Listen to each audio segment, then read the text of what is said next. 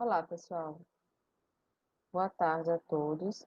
Hoje, nessa nossa primeira aula, nós vamos dar uma recapitulada sobre o que nós já estudamos nas aulas anteriores, tá? E vamos iniciar a falar dos vertebrados e, em seguida, dos peixes, tá? Vamos tentar, nessas nossas aulas, ser breves, tá? Fazer aulas não muito longas,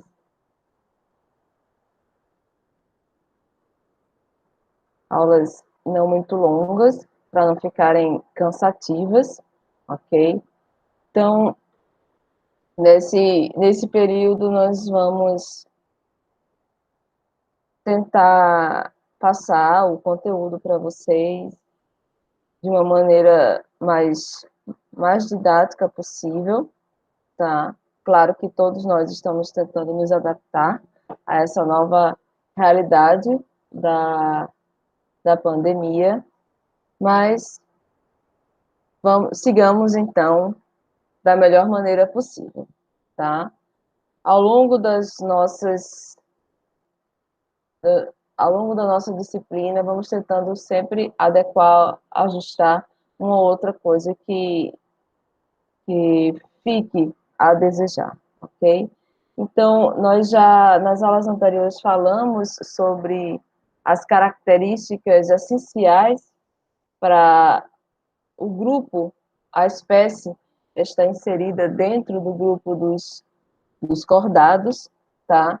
E dentre esses que se inserem com as suas características primordiais que os fazem ser os cordados são os vertebrados. Então, nós estamos dando continuidade a falar do filo cordados e agora começamos a conversar sobre o subfilo vertebrata, também conhecido como craniata, porque já é uma característica que subdivide esse grupo com essa característica a mais de ter o crânio, tá? Então, são 4 características que eles têm dentro do grupo dos cordados, que é a presença de notocorda em pelo menos uma fase de sua vida, o tubo nervoso dorsal, fendas faríngeas e a cauda posanal, que vão estar presentes em algum dos estágios de vida dos vertebrados, tá? Porque eles são do filo dos cordados, obviamente, tá? Tem a presença do tegumento, que é uma epiderme externa, e também uma derme, que é internamente, tá? E há várias modificações desse tipo de tegumento que vai variar de acordo com as classes. E esse tipo de tegumento são as glândulas, escamas, esse tegumento se diferencia em penas, cascos, placas, chifres, pelos e por aí vai, tá? Então, a notocorda, ela, nos vertebrados, ela é substituída pela coluna vertebral, então, se desenvolvem vértebras que podem ser cartilaginosas ou ósseas, que aí nós vamos ver nas classes subsequentes dos, dos peixes, tá? O endoesqueleto, vai ser distintivo, composto por crânio, coluna vertebral. Eu estou sendo bem breve nessa parte, porque cabe a vocês também fazerem mais leitura para absorver melhor, tá? Então, a faringe, ela é perfurada e muscular. Então, nos peixes que respiram através de brânquias, então, brânquias, arcos aórticos. Então, nos tetrápodes, ela vai ser mais reduzida quanto à sua origem embriológica a tecidos glandulares, tá?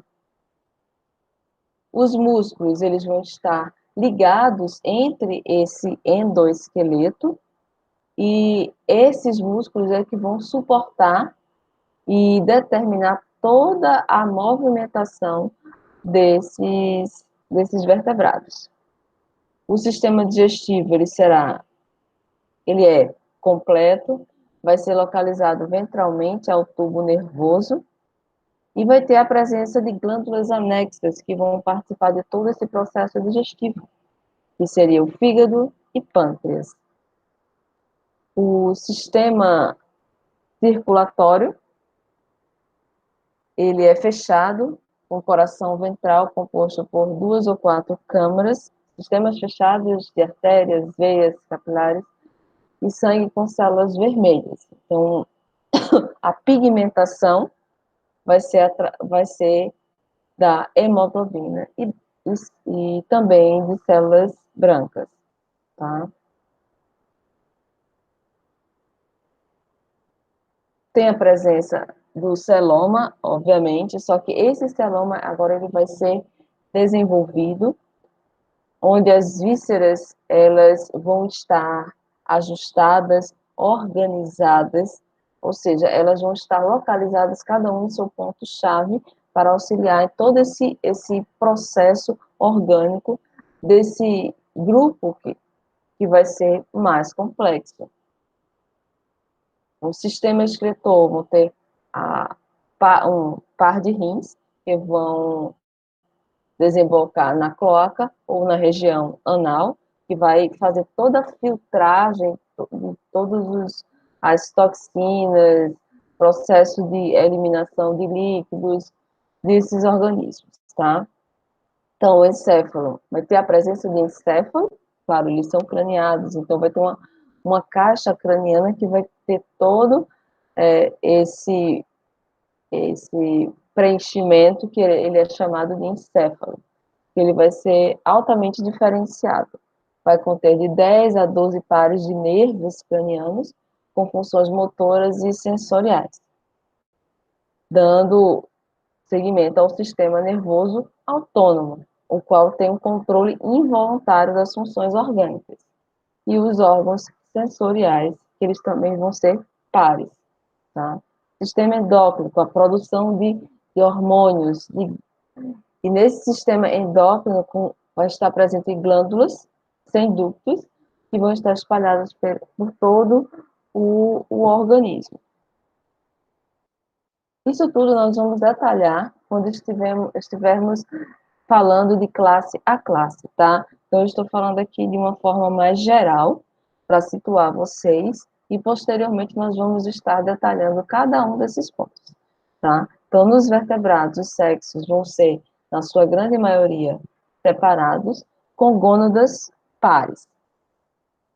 O plano corporal, ele vai ser constituído tipicamente por cabeça, tronco, cauda pós-anal. Quando o pescoço estiver presente em alguns animais,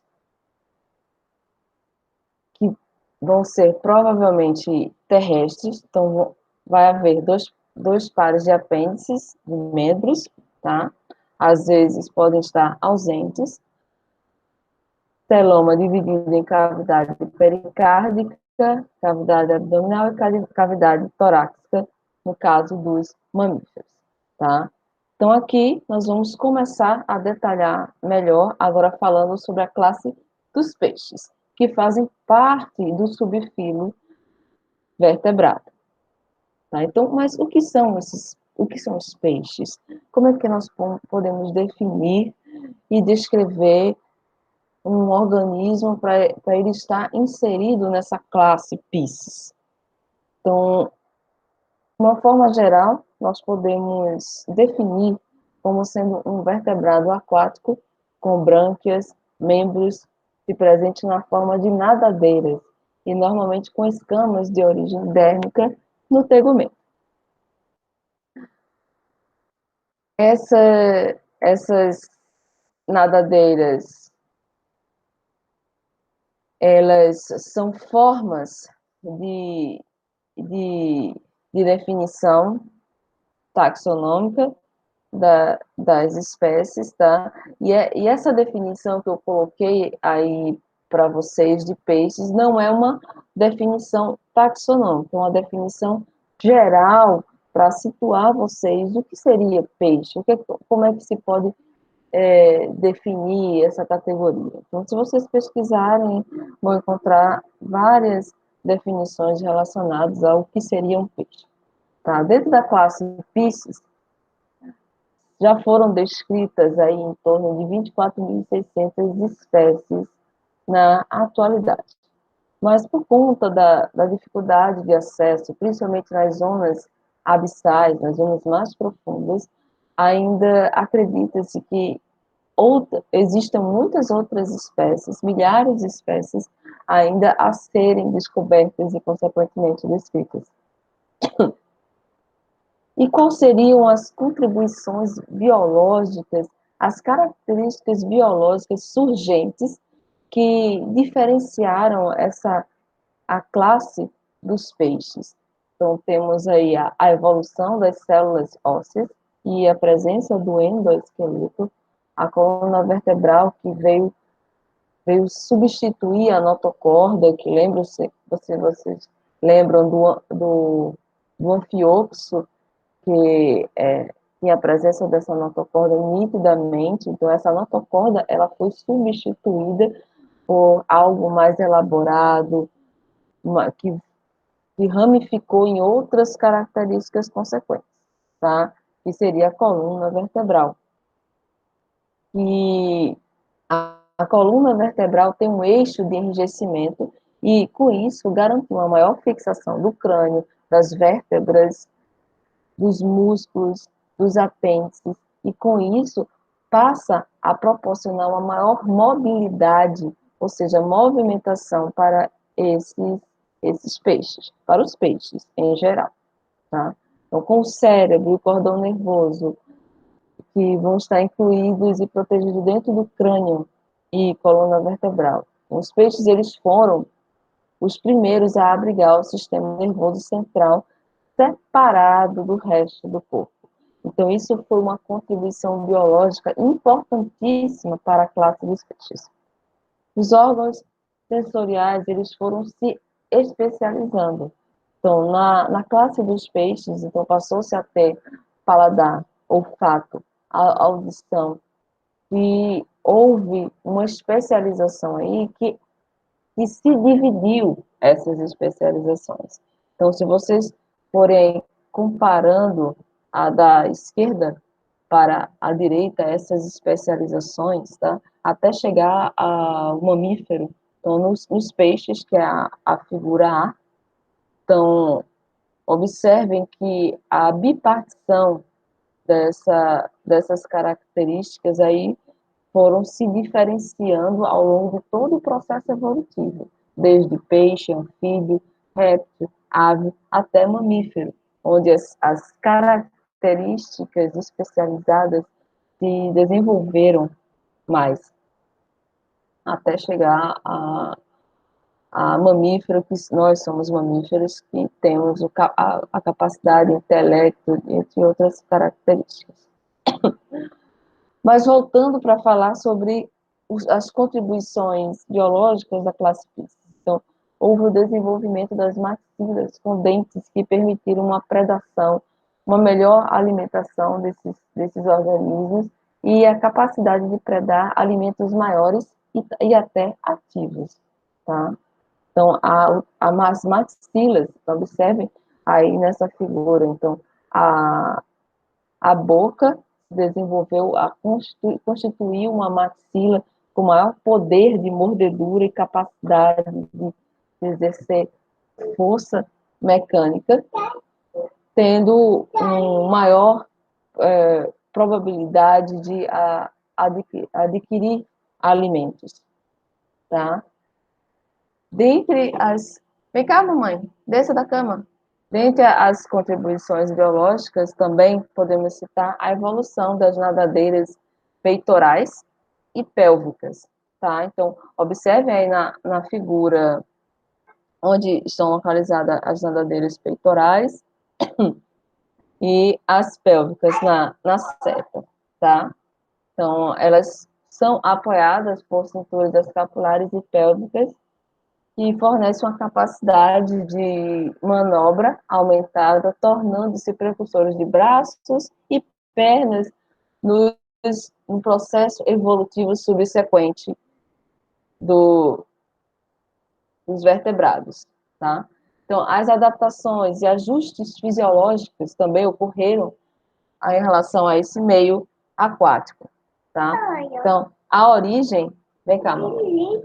A origem dos pulmões e a deglutição de ar nos peixes de nadadeira. Então, observe que as nadadeiras lobadas, que permitiram uma penetração limitada em habitats semiterrestres. Então, observem aí as espécies que primárias, né, os primeiros ancestrais, tá? Então, que ainda coexistem, ainda conseguimos encontrar, então, como a piramboia, e adaptações e ajustes fisiológicos foram ocorrendo ao longo do processo evolutivo. E aí, a gente vai começar a falar de duas superclasses, aliás, da superclasse agnata, que são os peixes sem mandíbulas. Dentre esse grupo, nós vamos destacar... Não, dentro desse grupo, existem 84 espécies já descritas, tá? E destacamos como as feiticeiras, tá? Que é são 40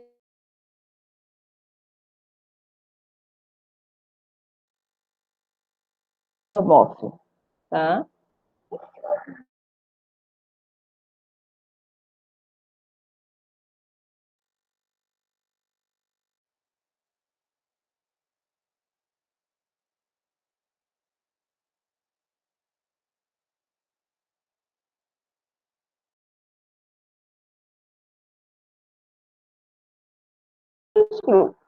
Tá mais evoluídos.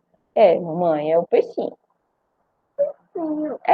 Então, começando pela classe Mixine, ou vulgarmente chamado de feiticeiras. Aí eu pergunto para vocês, por que que esses peixes são chamados vulgarmente de classe das feiticeiras? Então, porque eles têm uma característica de defesa contra ataque, predação, que libera uma substância na água que faz como se fosse turva a água, tá? Então, parece que está jogando um feitiço, tá? Então, daí vem esse nome, feiticeiras, tá? Então, quanto à sua caracterização da classe Mixine, eles têm um corpo delgado em forma de enguia, arredondado, com uma pele nua, contendo glândulas de muco. Logo, dificilmente, se vocês quiserem pegar uma feiticeira com a mão, vocês vão conseguir apreendê-la, porque o muco logo as glândulas de muco logo vão ser liberadas, essa substância mucosa, e vocês não vão conseguir apreendê-lo na mão. Isso é uma outra especialização característica de defesa contra predação, tá? Outra característica que não possui apêndice pares, tá? Nem nadadeira dorsal. A nadadeira caudal ela vai ser extensora ao longo de toda a superfície do dorso do peixe, tá? E o esqueleto ele vai ser fibroso e cartilaginoso. Mais à frente nós vamos ver espécies com esqueleto ósseo, mas nesse caso específico da classe Mixine, não. O esqueleto é fibroso e cartilaginoso. E ainda conseguimos encontrar a notocorda persistente, tá? Em grupos posteriores que vamos estudar, a notocorda ela já foi evoluída, ela evoluiu, digamos assim, para a coluna vertebral, tá? Mas aí, agora, nesse caso específico da classe Mixine, ainda não. Mamãe. Então, aqui observem o que é composto esse grupo das feiticeiras. Então, tem uma boca circundada por barbilhões, e esses barbilhões, eles vão servir para detecção sensorial, tanto de alimento como para capturar alimento ou percepção sensorial dos ambientes, tá? Durante todo o seu corpo existem aberturas branquiais externas, vários poros, que é através desses poros que as feiticeiras elas vão fazer as suas trocas gasosas, tá? Então, os poros, esses poros, eles são bolsas de muco que, além de servir para o peixe respirar, fazer as suas trocas gasosas, também é através desses poros que libera todo esse muco que eu falei antes para vocês, que se vocês quiserem prendê-los na mão, vai ser bastante difícil por conta da presença desses mucos, dessas glândulas mucosas que vai liberar, tá? E por fim, vocês visualizam a nadadeira caudal, que fica bem na parte final do corpo das feiticeiras. Aqui em detalhe a boca, com vários dentículos, que é na língua, tá? Então, é uma superfície, os dentículos, eles vão estar presos na língua, tá? Então, esse arcabouço é o que vai compor a boca das feiticeiras, tá? Porque elas se fixam nos locais e se alimentam fazendo a raspagem, utilizando-se desses dentículos, tá? Então, ela faz a mordedura são duas fileiras de dentículos, chamados de dentículos eversíveis. Tá? Como o Arthur está mostrando para vocês. A boca da feiticeira, ela tem duas fileiras de dentículos eversíveis. Então, observem aí nessa figura à direita como que ela se apreende nas superfícies e até para a obtenção do seu alimento. Então, essa boca mordedora, ela se fixa na sua presa, e a partir daí que ela vai fazer todo o processo de alimentação, de sucção, através desses dentes eversíveis, auxiliado pelos barbilhões.